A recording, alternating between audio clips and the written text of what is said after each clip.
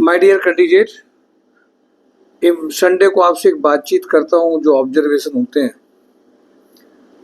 और उसके बाद में आपसे एक गाइडेंस और आपको एक इन्फॉर्मेशन मिल जाती है। आज आप देखेंगे अगर कि कैंडिडेट को प्रोफेशनल डिग्रीज होने के बाद, बहुत सारे सर्टिफिकेशन के बाद भी कंपनी शॉर्टलिस्ट नहीं कर रही है। ये एक अलार्मिंग स्टेज है जिसको पेरेंट्स फील बाद में कर पाते हैं, जब एडमिशन्स लेने जाते हैं तब नहीं समझ पाते हैं। आज करियर बनने की जब भी बात आती है तो एक कॉलेज, एक बिल्डिंग्स, एक बहुत सारी भीड़ को चाहिए होता है, बट सही पूछे तो कन्वर्जन जो कैंपस में एडवर्टीजमेंट में होता है वो सिलेक्शन और ज्वाइनिंग्स में उतना नहीं दिखाई देता है। इसलिए माय डियर कैंडिडेट, मैं आप सबको इस बात के लिए बार बार कहता हूँ कि अपने को ओरिएंट करना, अपने को अपडेट करना बहुत जरूरी है। मैंने इस बात को देखा है कि कई कैंडिडेट ऐसे हैं जिनको ये लगता है कि किसी भी कुरिकुलम को रिवाइज और उसके एग्जामिनेशन पेपर दे देने से उनकी ज्वाइनिंग ज़्यादा अच्छी आ जाएगी। इवन आपने बहुत सारी मेहनत करी है, नंबर्स भी आप लेके आए हैं, बट वो भी सफिशेंट आज नहीं हो रहा है एक राइट प्लेटफॉर्म, राइट जॉब पाने के लिए। आज एक नॉर्मल ग्रेजुएट ये एक्सपेक्ट करता है कि उसको 7-8 लाख से ऊपर का पैकेज आ जाए। इसका बहुत आसान से ये पॉसिबल नहीं होता है जब तक कैंडिडेट को उस प्रोफाइल के बारे में जस्टिफिकेशन वो कंपनी को नहीं कर पा रहा, जस्टिफाई नहीं कर पा रहा है। और इसीलिए मैं आप सबको इस बात के लिए कहता हूँ, मैंने देखा बहुत सारे ऐसे लोग हैं जो सर्टिफिकेट के लिए भाग तो रहे हैं, क्योंकि 12th पास आउट जैसे बच्चे करते हैं तो वो अपने फ्रेंड सर्किल में डिस्कस ये करते हैं, तुम बताओ कौन सा कोर्स करोगे, तुम कौन सा कोर्स करोगे, किस कॉलेज में लोगे। ये एक ऐसा टेम्पटेशन है जो ले जाता है, कहीं भी बहा के ले जाता है।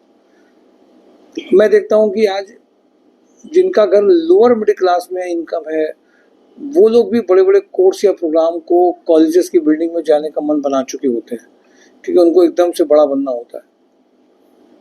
इसलिए माय डियर कैंडिडेट, मैं आप सबको इस बात के लिए बार बार कहूँगा कि थोड़ा सा अपने आप को रीओरिएंट करिए, अपडेट करिए और चीज़ों को समझिए।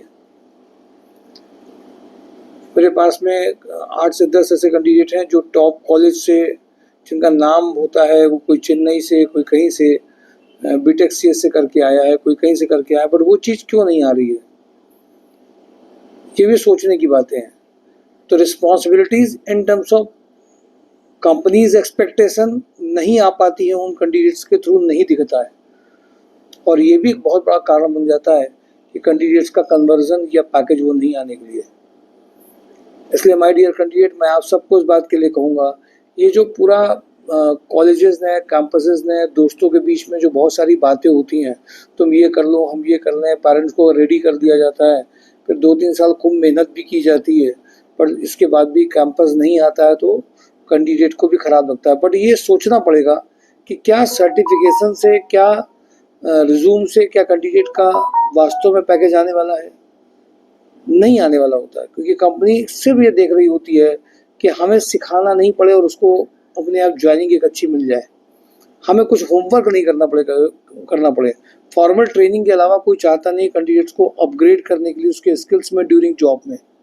अब इसका तरीका केवल कोर्स कर लेना नहीं है, अच्छे से कॉलेजेस में एडमिशन लेने से भी नहीं होगा। इवन ऐसे बहुत सारे कैंडिडेट हैं जो 8 लाख, 12 लाख, 15 लाख रुपए लगा करके बीटेक करने के बाद में उनको कैंपस से ज्वाइनिंग्स नहीं मिली हैं, और ज्वाइनिंग्स अगर मिली हैं तो 2-2.5 लाख, 3 लाख की मिली हैं। 12 लाख लगाने के बाद में 2-2.5-3 लाख की जो ज्वाइनिंग्स हैं वो आपको क्या देंगी? दे पाएंगी? शायद कुछ नहीं दे पाएंगी। इसलिए माय डियर कैंडिडेट, मैं आप सबसे इस बात को बार बार जोर देता हूँ, समय आ गया एक बदलाव का, समय आ गया सोसाइटी में, आपके माइंडसेट में।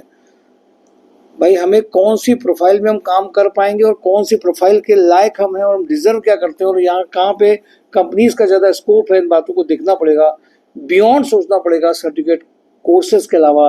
और जो टेम्पटेशन है 12 पास के बच्चों का, लोअर मिडिल क्लास के जो बच्चे, मैं उन सबको ये एडवाइस करूँगा, केवल खर्च मत करिए कोर्स लेने में, फीस करने में। आप कंपनी में वर्क करते हुए, लर्निंग करते हुए, नए प्रोजेक्ट में काम करते हुए अपने करियर को आगे ले जाइए।